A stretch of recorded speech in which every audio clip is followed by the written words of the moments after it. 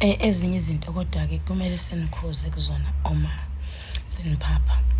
Njengale ngizokhuluma ngayo. Cabanga ukuthi niyangazi ukuthi angisuye umuntu ojwayele ukukhuluma, angisuye umuntu ophaphayo, angisuye umuntu onaka iy'ndaba zabantu. Nginaka iy'ndaba zami, ngenze engikwenzayo futhi ngithanda kakhulu uma kuhlekwa kuncokolwa. Kodwa bafethu le yokusigada noma ukusilawula noma ukusinaka, cha ayisahlangani. Le yokuthi ngizothi uma ngiphostile njalo uma ngiphostile nibuze ukuthi uGqizile uyanini kubo, why thina ningasiboni kubo, uGqizile ugaqele mina. Leyo nto iyanyanyisa, mhlawumbe nisuke nisho bani nesizungu. And nginyanyisa kakhulu ngoba kukhulunywa abafana. Abafana sebekhuluma kakhulu okudlula thina, cha insizwa-ke. Angizovela insizwa nina nikhuluma ngabafana, ngirani uma ngithi abafana. Bafana, niyaliphoxa-ke igama lobufana kodwa. Seningenhla, senidlula thina yihlisani. One, lana nje leni lokhu nikhomente khona kuleli sonto ngiyanibona ukuthi niyakhomenta. One niqale nakhomenta ngomuze besikubona noSaliwa nathi akacente ngani. Okay fine, bekuyi-joke leya comment kodwa abanye ngibabona bese bephapha. Kuyacaca ukuthi usuke umuntu omusha ongasazi ngoba abantu nje abasaziyo abasilandelayo bayazi ekhaya. Bayawazi ngisho upende wakhona cause sikiba abantu abafihlayo-ke nanegcekela kithi nekithi nempilo yethu nje asiyifihli. Impilo yethu sobala ngendlela esimanga.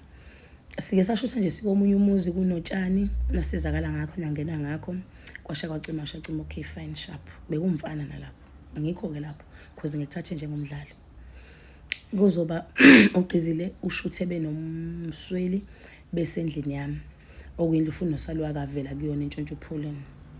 Makhomentoni nithi uGqizile uyanini kubo, uGqizile ugaqela undoni. Iyanyanyisa loo nto leyo ngoba sila eThekwini thina sisebhizinisini, sihlale sihlangane siba nama-meetings. Ngeke simchazele masiba ndawonye and ngeke size sithi thina mase sikwagqiza sinitshele sesikwagqiza. uGqiza uyeza ekhaya nathi siyakubo nje akuchazisi futhi asinikweleti ngalokho. Nakho futhi lokho ukuthi nithi uGqiza ongigaqele kukudelela kubunje ukukhombisa ukuthi nina animazi umuntu owudade noma umuntu osondelene nayo. Ngoba-ke indaba niyayifuna ngizonifida ngazo. uGqizile isihlobo sami ohlangothini likamama. uGqizile ubhuti wami.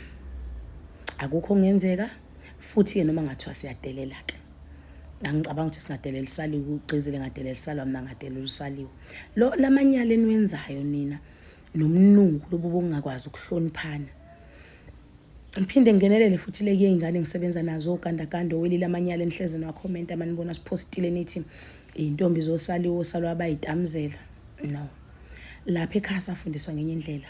Abayibheki nakuyibheka, abayishela nakuyishela. Kunalokho ibona abangayilekelela amaziba nenkinga ngoba zingosisi kubona. Ngenhlanhla lapha ekhaya umqondo ongcolile awukho.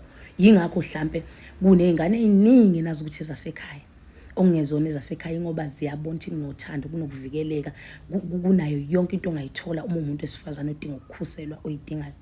So guys, kuyekeni ukuthi nina uma sipost izinto sekumele sisabe nenithi nizokhomenta nithini. Ngoba abanye basizakala ngalama comment ngalama post eswapostayo impilo yasemakhaya, indlela esiphila ngayo. Abanye bayagqugqumezeleka indlela uzwano nobumbano esilifaka ngalo. If usukubona ukuthi mhlambe unenkinga nami noma ngikuchaza noma unyenyusalwa noma nami nyanya uGqizile, ungakhomenti ngoba uzokhomenta ngizokuphendula mina. Angisuyeke lo mculi mina okuthiwa ungakhomenta abantu bazoyenza ukuthi kwashacima. No, ngokaNkulunkulu mina. And akekho umuntu oyoma endleleni nami, akekho umuntu ongisabisa ukuthi mina ngikutshele emudelela ukuthi uyedelela ngoba khona la uzongivalela khona. Cha, angisiyona le nhlobo evalelekayo mina. Nginesidalwa, nginomsamo wakithi nowasekhaya komama ongimele.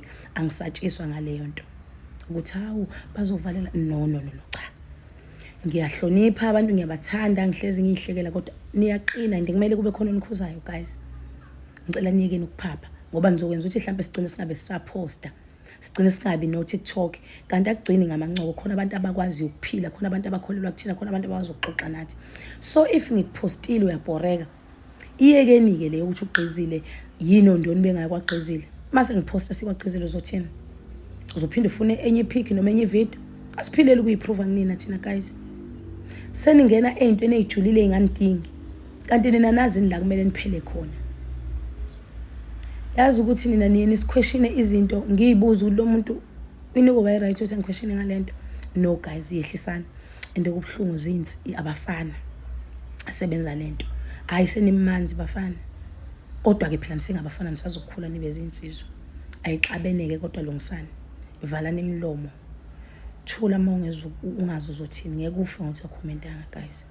I love you.